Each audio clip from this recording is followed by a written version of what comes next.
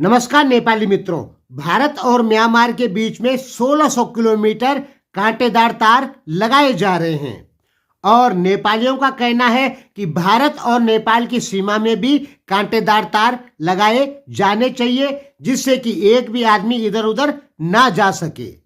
तो आज आपको बताएंगे कि भारत किन परिस्थितियों में नेपाल भारत सीमा पर कांटेदार तार लगाएगा। जैसे भारत ने म्यांमार में 1600 किलोमीटर लंबी तार बाड़ लगाने की बात कह दी है और भारत इसे लगाएगा, यानी म्यांमार भारत सीमा पूरी तरीके से लॉक हो जाएगी।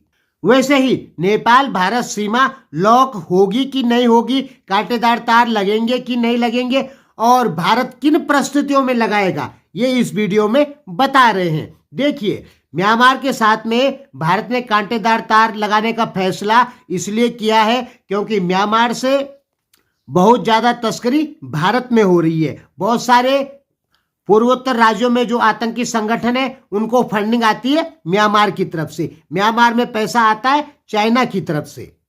देखिए, चाइना का मकसद होता है कि जिन देशों में लोकतंत्र है वहां से लोकतंत्र उखाड़ देना और एक दलीय शासन या सेना का शासन लाना, जैसे चाइना नेपाल में कर रहा है। म्यांमार में तो चाइना ने कर दिया, वहां की लोकतांत्रिक सरकार को गिरा के और सैनिक शासन लगा दिया और म्यांमार को 50 साल पीछे धकेल दिया। म्यांमार गृह युद्ध में चले गया। इसी प्रकार आपने देखा होगा कि नेपाली लोगों के दिमाग में या आप लोगों के दिमाग में आजकल एक चीज चल रही है कि नेपाल में राजा ही अच्छा है और बहुदलीय शासन प्रणाली, लोकतांत्रिक शासन प्रणाली या प्रजातंत्र बहुत खराब है। ये नेपालियों के दिमाग में चल रहा है। इसके परिणाम कितने घातक होंगे ये शायद नेपालियों को नहीं पता है। पहली बात, नेपालियों के दिमाग में ये जो बात आ रखी है कि प्रजातंत्र खराब है, बहुदलीय शासन प्रणाली खराब है, ये नेपालियों के अपने दिमाग की उपज नहीं है, ये है चाइनीज उपज। अब आप कहेंगे नहीं भाई, चाइनीज उपज नहीं है। हमारे विश्लेषक ऐसा कहते हैं, हमारे नेता ऐसा कहते हैं कि प्रजातंत्र खराब है और एक दलीय शासन प्रणाली अच्छा है।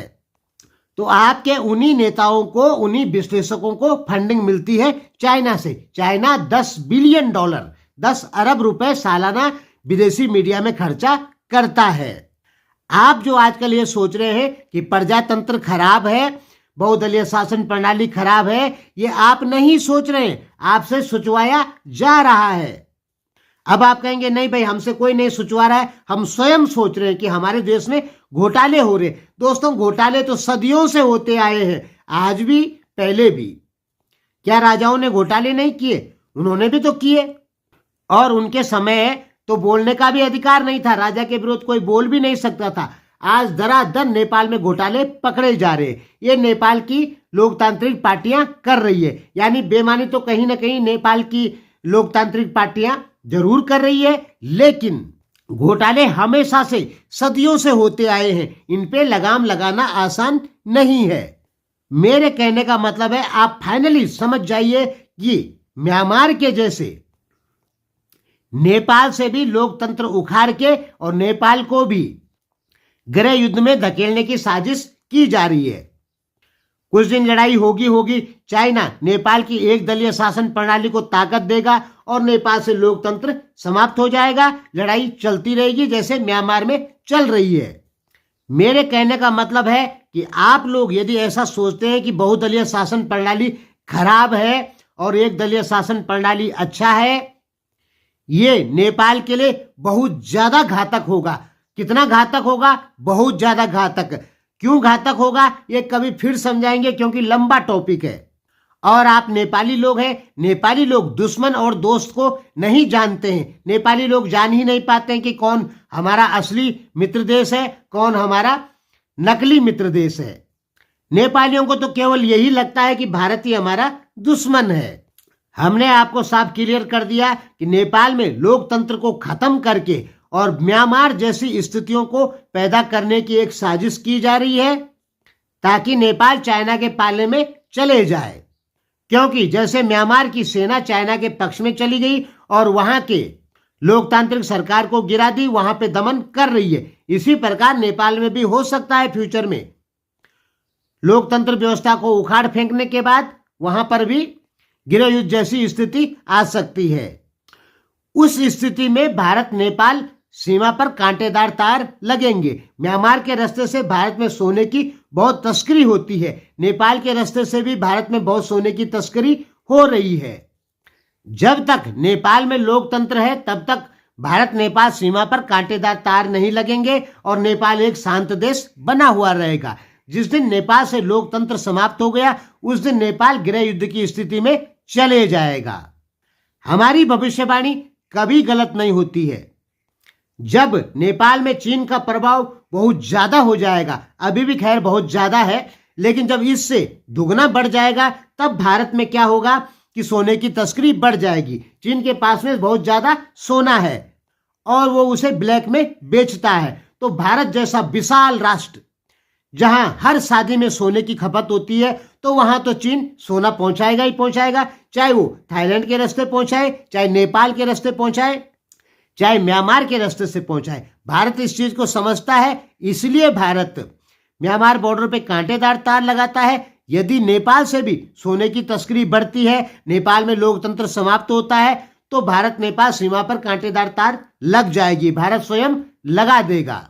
और जिस दिन भारत नेपाल सीमा बंद हो गई उस दिन नेपाल चाइना का एक अघोषित उपनिवेश बन जाएगा। जैसे चाइना चाहेगा वैसे ही नेपाल में होगा।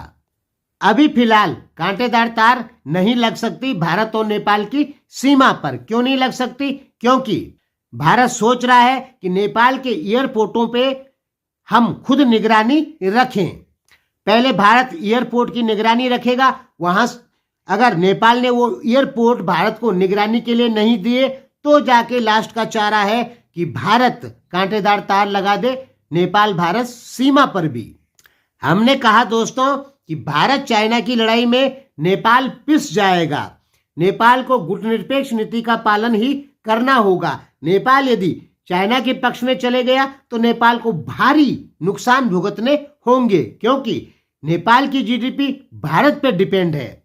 नेपाल अपने उत्पादन का 56% भारत को बेचता है। यदि भारत के साथ नेपाल के संबंध खराब हुए तो नेपाल की आर्थिक स्थिति तो खराब होगी होगी, लेकिन नेपाल हमेशा के लिए एक अस्थिर देश बन जाएगा।